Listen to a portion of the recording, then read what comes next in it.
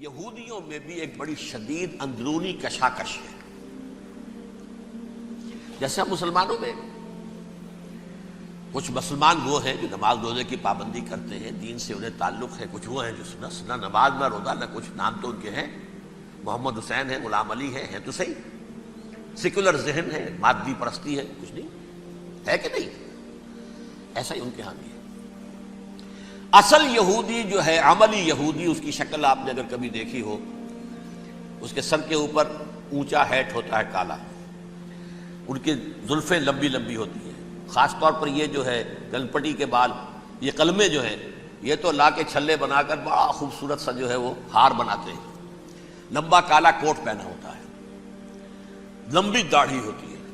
یہی وجہ ہے کہ مسلمانوں میں بھی، مصر میں جس کی لمبی داڑھی ہوتی تھی، اب کچھ حالات بدل گئے، وہ سمجھتے تھے یہ یہودی ہے. یعنی لمبی داڑھی یہودی رکھتا تھا، مسلمان نہیں. مسلمان تو عرب صرف ٹوکن داڑھی رکھتے ہیں یا شیو کرتے ہیں، یا سعودیوں کی طرح صرف کوئی نشان چھوڑتے ہیں. اللہ اللہ خیر سمجھے. لمبی داڑھی شعار جو ہے یہودیوں کا. ایک انتہا پر تو یہ ہے، دوسری انتہا پر وہ ہیں جنہیں کسی شے سے غرض نہیں، شراب بھی پیتے ہیں، سب کچھ ہے، سور بھی کھاتے ہیں یہودی. بینکرز ہیں، بڑے بڑے سائنسدان ہیں، سب کچھ ہیں. وہ زیادہ تر جو ہیں سیکولر ذہن کے. کچھ بیچ بیچ میں بھی ہے، جیسے یہ ایریل شیرون ہے، ویسے شیوڈ ہے، داڑھی تو نہیں ہے اس کے، لیکن سر پہ وہ ضرور وہ جو ہے اس کی ٹوپی سی آپ کو رکھی نظر آ جائے گی. یہ ہے درمیانی یہودی ہونے کا نشان، کہ ایک شعار انہوں نے اپنا جو ہے برقرار رکھا ہوا. وہ ایک ٹوپی چپکی ہوئی سے ہوتی ہے، وہ ٹوپی کیا ہوتی ہے پتہ نہیں، کیسے ٹکی رہتی ہے مجھے نہیں معلوم. یہ جو کشمکش ہے اس میں، جو زیادہ رائٹسٹ اور لیفٹسٹ کی کہہ لیجیے، سیکولر اور مذہبی لوگوں کی کشمکش ہے، ان کے درمیان ایک کشاکش جو ہے اس کو سمجھ لیجئے کہ وہ کیا ہے. ایک چیز تو ان دونوں کے درمیان قدر مشترک ہے،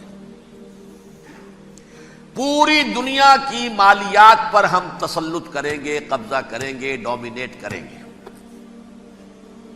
لوگوں کو ہم بنا کر رکھ دیں گے حیوان. ملٹی نیشنل کمپنیاں ہوں گی، انہی کا راج ہوگا، انہی کی حکومتیں ہوں گی، انڈسٹری انہی کے ہاتھ میں ہوگی. لوگ یا مزدوروں کی حیثیت سے کام کریں گے، یا تھوڑے سے مینیجرز ان میں سے بھی ہم لے کر کچھ تنخواہیں ان کو بھی دے دیں گے. باقی سود کے ذریعے سے ملائی ہم کھینچتے رہیں گے، مکھن ہمارے پاس آتا رہے گا. ورلڈ ڈومینیشن، اکنامک ڈومینیشن، یہ تو دونوں کے نزدیک متفق ہے. سیکولر بھی چاہتے ہیں اور جو مذہبی یہودی وہ بھی چاہتے ہیں. اس کے بعد ایک اختلاف ہے. مذہبی یہودی یہ کہتا ہے ہمیں گریٹر اسرائیل بنانا ہے، اور گریٹر اسرائیل وہ سارے علاقے ہیں جو ان کی تاریخ میں اسرائیل سلطنت کا حصہ رہے. حضرت یوسف کے زمانے میں یہودی جا کر آباد ہوئے مصر میں. جو ڈیلٹا کا علاقہ ہے، زرخیز ترین علاقہ جو ہے، جوشن کا علاقہ، وہ کہتے ہیں وہ ہمارا ہے، کئی سو برس ہمارے ہیں. صحرائے سینا ہمارا ہے، اس میں کوہ طور ہے جس پہ حضرت موسیٰ کا ہم کلام ہوئے اللہ سے، تورات ملی. اس میں 40 برس تک ہم بھٹکتے پھرے ہیں. صحرائے تی ہے یہ، یتیہون فی الارض 40 سنہ. پھر فلسطین تو خیر ہماری جدی پشتی جائیداد ہے، جاگیر ہے. پھر یہ عرب جو ہے یہ بھی مدینے تک ہمارا ہے، مدینے سمیت.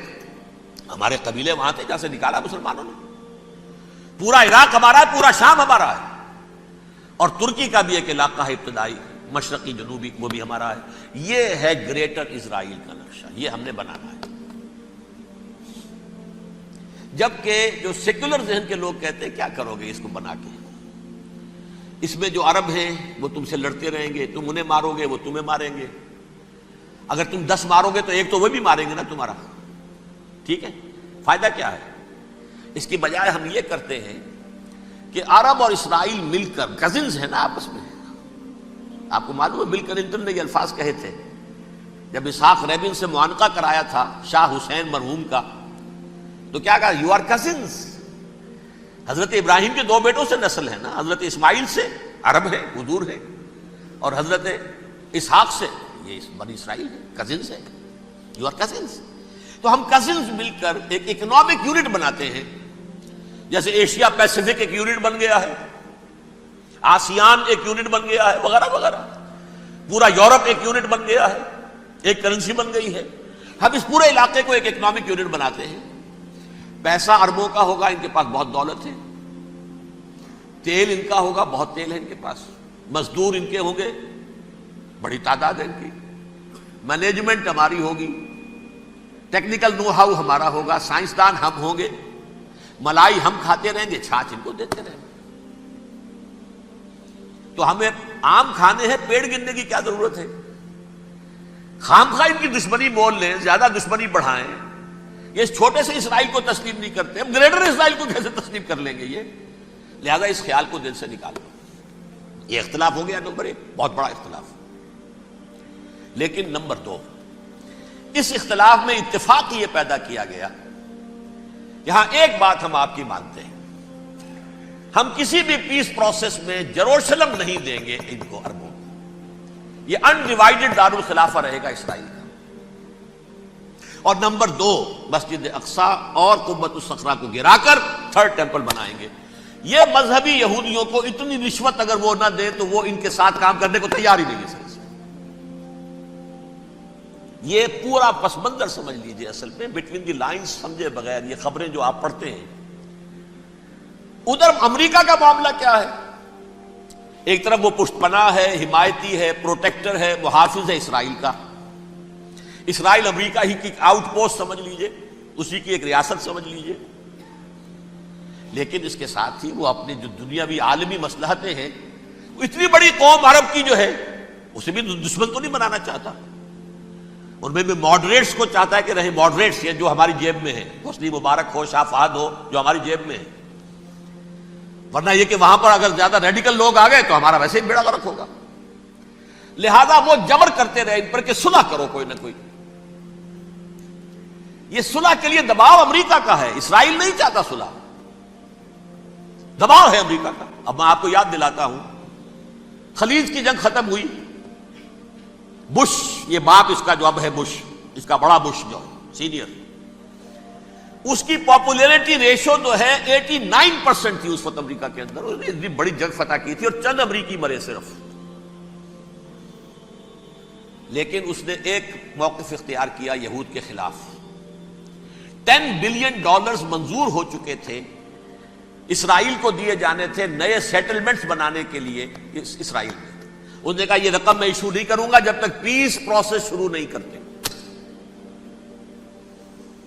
یہ دباؤ تھا جس کے آگے گھٹنے ٹیکنے پڑے $10 بلین کے لیے، لیکن اس کا بدلہ یہ چکایا کہ الیکشن میں ہرا دیا اسے۔ حالانکہ وہ ہیرو، فاتح، خلیج کی جنگ کا فاتح، 89% ریٹنگ، الیکشن میں 0۔ دباؤ تھا۔